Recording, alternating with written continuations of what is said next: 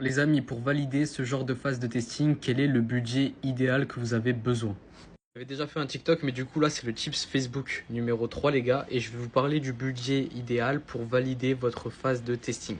Le budget idéal pour sortir justement de cette phase-là de testing et pour valider concrètement votre produit sur le marché que vous avez choisi, ça va être variable et le budget va dépendre forcément du prix des produits que vous allez vendre et surtout de la marge que vous allez faire. Ce qui est logique, on va pas avoir le même budget de testing pour un produit qui coûte 200 euros comme on va pas avoir le même budget pour un produit qui coûte 19 euros. C'est de la logique pure et dure. Donc le calcul que j'utilise, il est assez simple. C'est que pour valider ma phase de testing, je vais faire 7 fois, ok, je vais vous le récap ici, 7 fois 50% de mon bénéfice, donc avant coût publicitaire. D'accord? Donc ça, c'est le calcul que j'effectue.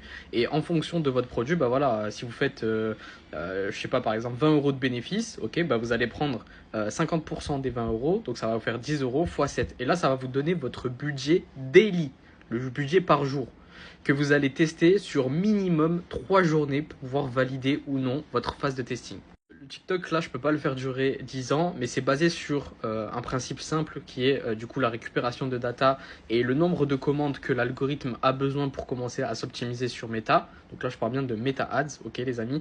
Et ça, je vous les récap dans l'ebook que vous pouvez trouver voilà, sur mon profil. Vous pouvez le récupérer gratuitement. Donc si vous voulez plus d'informations détaillées par rapport à ça, vous pouvez aller voir l'ebook, c'est gratuit. Et moi, je vous dis à très bientôt, enfin à demain du coup pour un prochain tips, le tips numéro 4 sur Meta.